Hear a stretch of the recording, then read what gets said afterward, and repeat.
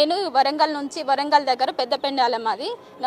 నేను ఇక్కడ తిరుపతి దేవస్థానానికి ఎందుకు వచ్చినంటే నా భర్త ఇక్కడ రెండో పెళ్లి చేసుకోవడానికి రెడీ అయిపోయిండు. నాకు ఆల్రెడీ ఒక పాప ఉంది. పాప ఇప్పుడు 7 years ఉంది. మాది కేసు కోర్టులో నడుస్తుంది. ఆయనకి నేను ఎట్లాంటి డైవర్స్ ఇవ్వలేదు. ఇవ్వక ముందుకే నేను ఈ డైవర్స్ ఇచ్చినా అని చెప్పేసి ఆ అమ్మాయినికి ఇట్లా అబద్ధం చెప్పి రెండో పెళ్లి చేసుకోవడానికి ఇక్కడికి వచ్చిండు. ఆయన వస్తే మేము ఆ స్పాట్కి వెళ్ళి మేము చూసే లోపే ఆయన తప్పించుకొని వెళ్ళిపోయిండు. వాళ్ళ కుటుంబ సభ్యులు మాత్రం ఇక్కడ పోలీస్ స్టేషన్లో ఉన్నారు. మేము కూడా ప్రజెంట్ పోలీస్ స్టేషన్లోనే ఉన్నాం. నాకు నా భర్త నాకు కావాలి, నా బిడ్డకు నాకు న్యాయం జరగాలి.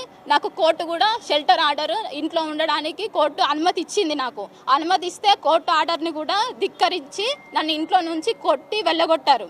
నన్ను ఇంట్లో నుంచి రానివ్వట్లేదు. అసలు నన్ను నా బిడ్డని ఇంట్లో ఉండనివ్వట్లేదు. నువ్వు వస్తే మేము చంపుతాము అని చెప్పేసి బెదిరిస్తున్నారు. వాళ్ళకు రాజకీయంగా అండదండలు ఉన్నాయి, డబ్బు పరంగా అండదండలు ఉన్నాయి. మేము ఏం చేస్తామో చూడని చెప్పేసి మేము పెళ్ళిళ్ళు చేస్తాము, నువ్వేం చేసుకుంటావో చేసుకో అని చెప్పేసి బెదిరిస్తున్నారు నన్ను. నేను ఇక్కడికి వచ్చి నేను రెండో పెళ్ళిని మాత్రం ఇప్పటికీ ఆపేశాను. నాకు న్యాయం చేయాలని నేను కోరుకుంటున్నా. ఎవరినైనా నేను ప్రభుత్వాన్నైనా మీడియానైనా నేను అందరినీ కోర్టు పరంగానైనా నాకు నా బిడ్డకు న్యాయం చేయాలని నేను కోరుకుంటున్నా. మీడియా పరంగా అమ్మాయికైనా నేను చెప్తున్నా, ఆయన నన్ను పెళ్లి చేసుకున్నాడు. ఆయనకు ఇలాంటి బిడ్డ ఉంది, బిడ్డ 7 సంవత్సరాల బిడ్డ ఉంది. దయచేసి నీకు ఎలాంటి నిజాలు తెలుసో తెలియదో వాళ్ళు మీకు ఏమని చెప్పారో, కానీ అతనికి మాత్రం నేను ఎలాంటి డైవర్స్ ఇవ్వలేదు.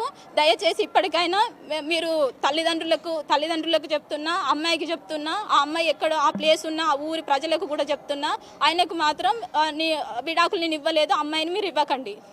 నాలాగా ఇంకా ఆడపిల్ల జీవితం అన్యాయం కాకుండా చూడండి. మరిన్ని వీడియోస్ కోసం ఛానల్ ని సబ్స్క్రైబ్ చేయండి. లేటెస్ట్ అప్డేట్స్ కోసం వాట్సాప్ ఛానల్ ని ఫాలో చేయండి. అండ్ లింక్ డిస్క్రిప్షన్ లో ఉంది.